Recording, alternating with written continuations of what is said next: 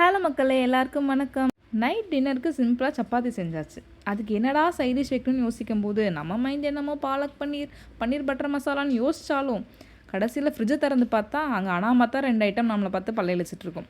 அப்படி என்கிட்ட இன்றைக்கி மாட்டினது தான் இந்த மஞ்சள் பூசணிக்காவும் ப்ராக்கலியும். அதை வச்சு ஒரு கறி பண்ணிவிடுவோமே அப்படின்னு தான் என்னை களத்தில் குதிச்சிட்டேன். ஒரு பாத்திரத்தில் கொஞ்சம் எண்ணெய் சேர்த்து, கொஞ்சம் சோம்பு, நறுக்கின வெங்காயம், பச்சை மிளகாய், இஞ்சி பூண்டு பேஸ்ட், நறுக்கின தக்காளி சேர்த்து நல்லா வதக்குன்னு வதக்கியாச்சு. ஒரு 1/2 table spoon garam masala, 1/4 table spoon மஞ்சள்தூள், 3/4 டேபிள் ஸ்பூன் தனி மிளகாய்த்தூள், தேவையான உப்பு சேர்த்துக்கோங்க. இனி இது வேகிறதுக்காக கொஞ்சமாக தண்ணி சேர்த்துக்கிறேன். நல்லா கொதிக்க ஆரம்பித்த அப்புறமா நம்ம நறுக்கி வச்சுருக்க மஞ்சள் பூசணிக்காவை உள்ளே சேர்த்துக்க போகிறோம்.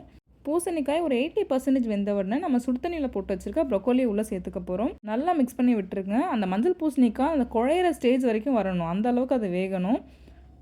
ஒரு கைப்பிடி தேங்காய், ஒரு 1/4 டேபிள் ஸ்பூன் அளவு சோம்பு போட்டு அரைச்சி வச்சுக்கோங்க. அதை லாஸ்ட்டாக இறக்கும் போது ஆட் பண்ணிக்கிறோம். இப்போ நல்லா கலந்து விட்டுக்கோங்க. உங்களுக்கு தேவைப்பட்டால் லைட்டாக மேஷ் பண்ணி கூட நீங்கள் விட்டுக்கலாம். கடைசியாக கொஞ்சமாக மிளகுத்தூள், அப்புறமா கொத்தமல்லி.